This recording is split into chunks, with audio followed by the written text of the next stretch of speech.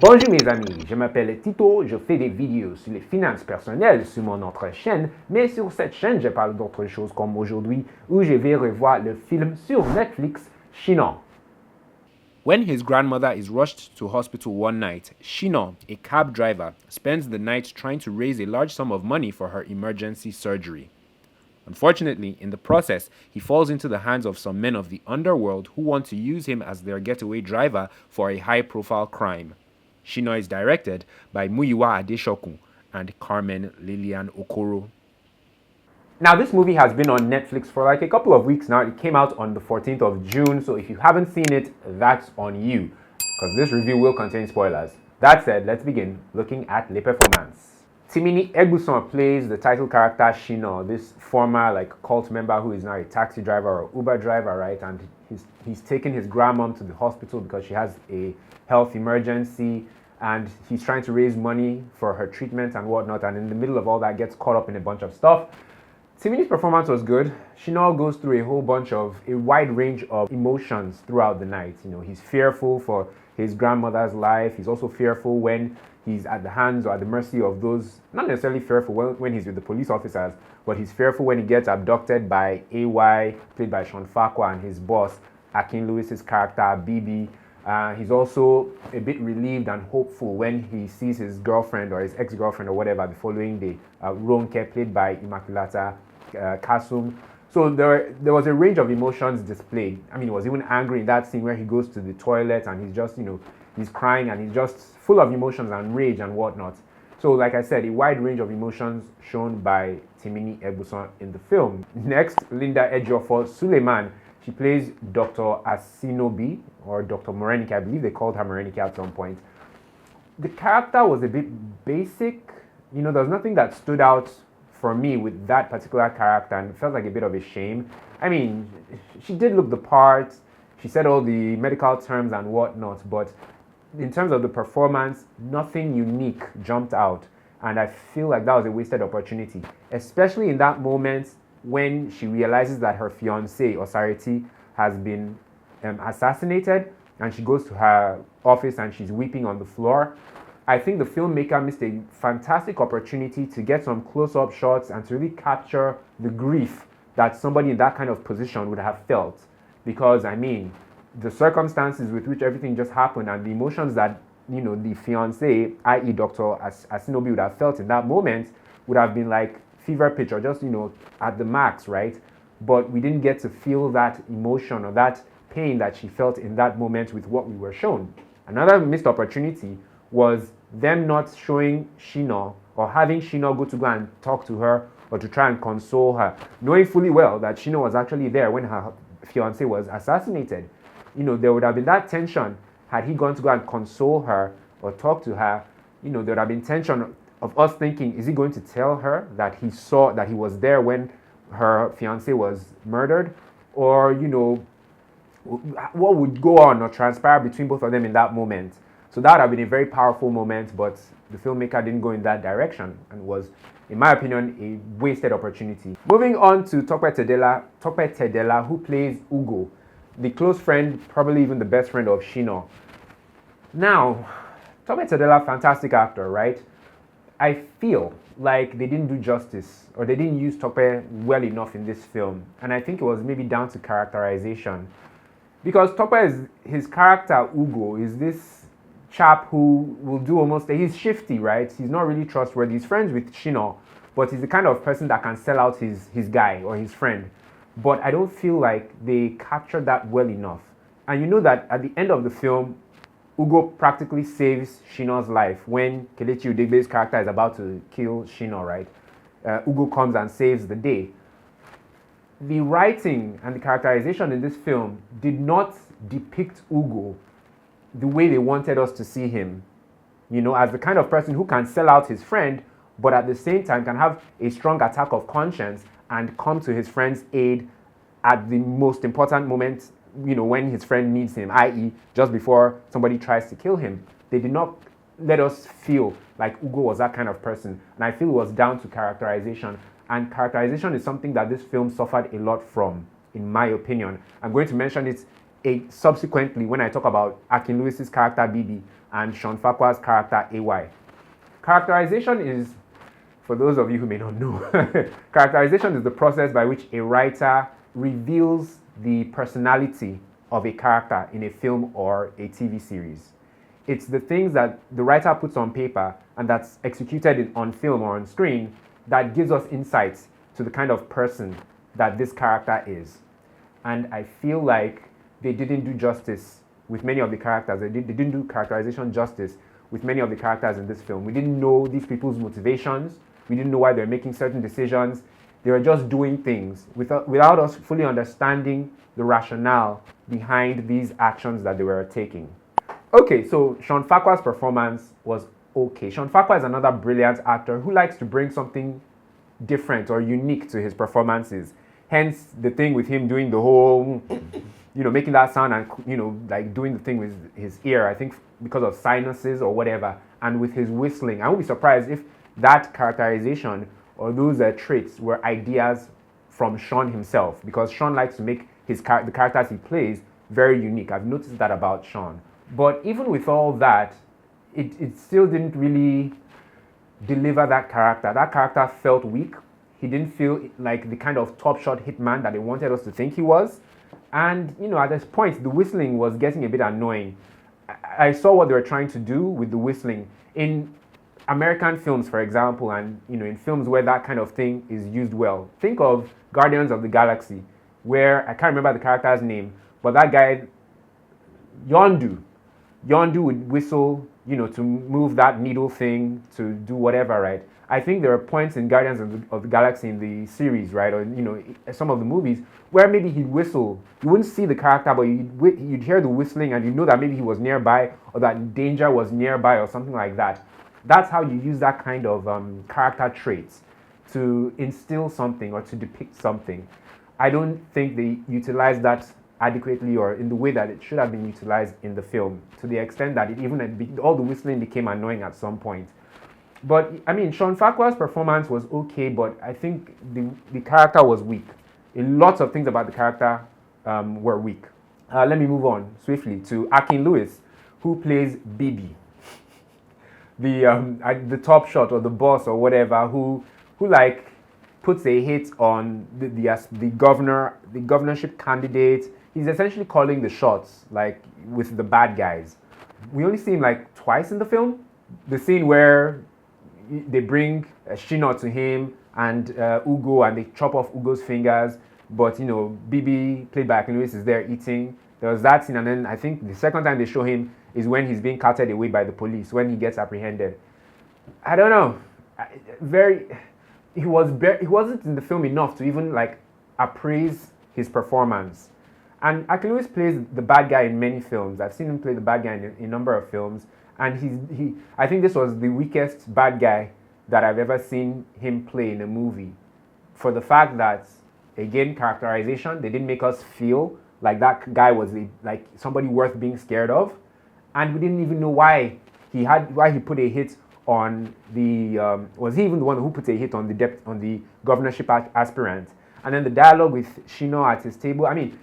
You're meant to be a crime boss, and then there's this nobody, this young boy who comes to your table and he's raising his voice at you. Is that the kind of boss that we, the audience, are meant to be scared of? Or, think that he's capable of doing like some really terrible things? So yes, the performance wasn't fantastic for me, largely because the character wasn't in the film long enough to actually appraise the performance as well. Ce que j'ai aimé. I liked the neon lights and the gelled lights that they used in the film. It gave the film a bit of character and personality. Yeah, so there was that. I also liked I noticed the sound design, right? This film relies heavily on sound and music to help to build up the tension, and I feel like it was used well. So there was that. I also liked the updates in form of text on the screen. Every once in a while they'd show how much money Shina has been able to raise to pay for his grandmother's treatment.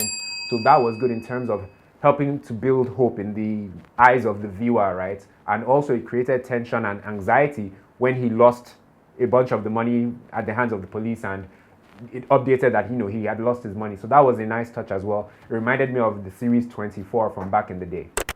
Ce que je n'ai pas aimé.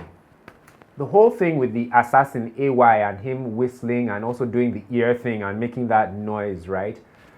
They should have picked one, you know. They didn't need to do both for that character. They should have maybe dropped the whistling because, like I said earlier, at some point the whistling became annoying. Also, the villains in this film, like I alluded to earlier, felt weak, felt like they didn't inspire or command fear, and it felt like their motives were unclear. I didn't know why they were chasing, you know, Ugo.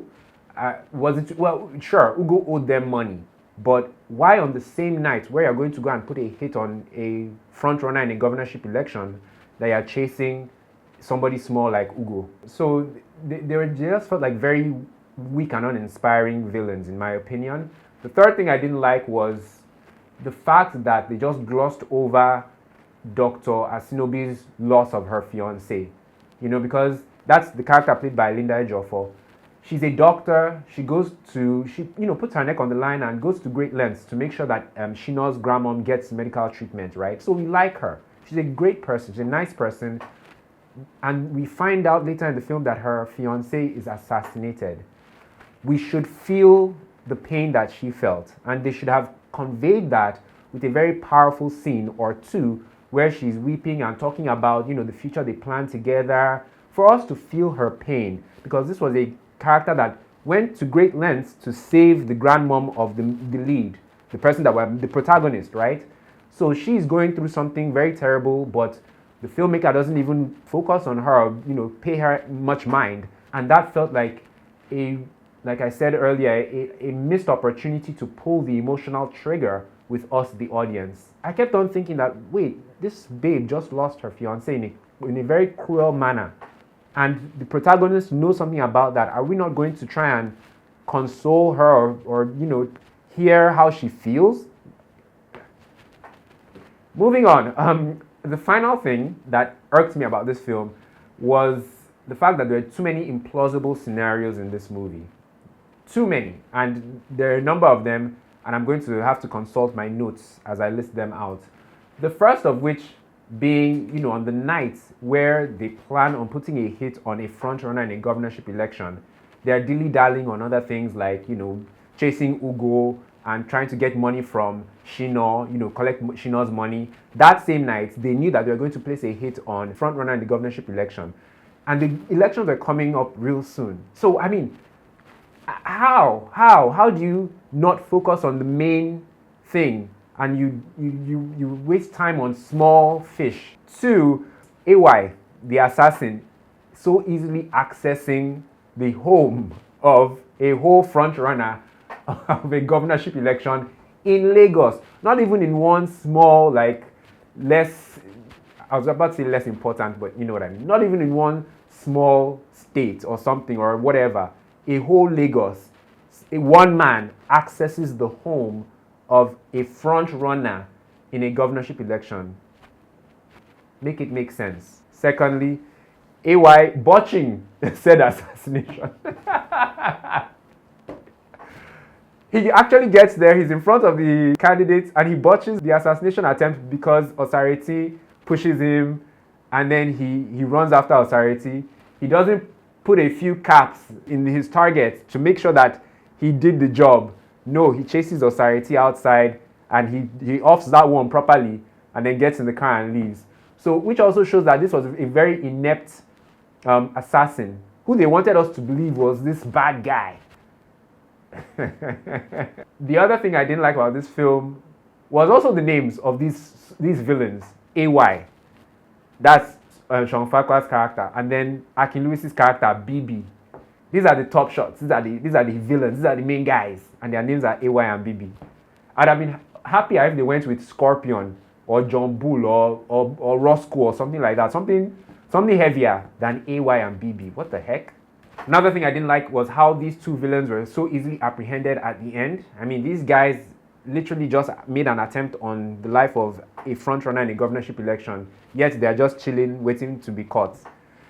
Another thing I didn't like was Shina beating those two policemen like children and living to tell the tale. How? These guys were harassing Shina They wanted money from the guy, clearly. It was a situation that money could have solved, the problem money could have solved. They found the guy with money. They saw a tattoo on him indicating that this guy belongs to a cult.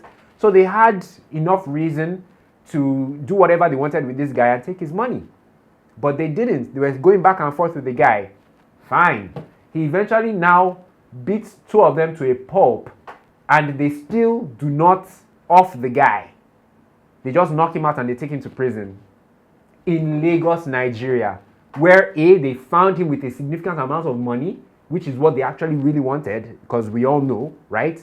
And B, they saw a tattoo indicating that this guy is a criminal, he's a member of a cult. So this was a slam dunk. They could have done what they wanted with that guy. It could have been that no one would ever see this guy, Shina, again, and they'd be rich, they'd have money in their pockets, and they could have probably even gone home with a clear conscience. But no. Another thing, how did AY know that Shina was in prison to go and, bail him out and to collect his money? How did they know that was where he was? It didn't make sense. And then let's talk about Ugo and his fingers getting chopped off. Is that how people react when they have digits cut off? And then Ugo saving Shina at the end of the film. So, okay, Kelechi Udebe has the guy, right? He has a gun on him. He's meant to off him, because he's casted, right? He's told the authorities about the identities of the people who placed a hit on the governorship aspirants, right? Kelechi Udebe has the guy. Why? You take him to the back, open the trunk. What are you going to do? You have a gun, and then how again did Ugo track Shina down? How did he know where Shina was? And then they come and oh gosh. You see, I understand that in film there's creative license. Certain outlandish or out of the ordinary things can be allowed, right? But there's a limit, and you have to balance fiction with non-fiction. You have to balance like fantasy and reality. You have to find a midpoint, right? And they didn't find that midpoint in this film. They did not. In conclusion, I have to say that this film, Shina, it irked me. I think this film suffered from not the best writing and lack of intentionality and mindfulness on the part of the writer and the filmmakers. So many things could have been done better. They could have dotted their I's and crossed their T's a whole lot better than they did with this film. Yeah, if you've seen Shina, let me know what you thought about it. Even if you liked it, let me know what you thought about it in the comment section down below. Leave me a comment, right? If you enjoyed this review, do me a favor and like it by clicking on the like button just underneath the video, and subscribe to my channel as well by clicking on the black subscribe button. On this channel, I don't just do Nollywood movie reviews. Sometimes I talk about other things. To check out some of my past videos or my past reviews, you can click the card in the corner of the screen. I recently did a recap video of season 1 of House of the Dragon. I did that for Showmax. Please do me a favor and watch that video. Even if you're not a fan of House of the Dragon, watch the video. It's an 8-minute video and the views will, make me look good. All right, so please watch that video in conjunction with some of my other past reviews. My next review should be for Oloture, which will also be on Showmax. So yeah, that's coming soon. Thank you guys so much for watching. Remember to like and subscribe. Some of you still haven't done that. Remember to watch that season 1 recap of House of the Dragon, and I'll see you guys in my next one. Take care. Peace.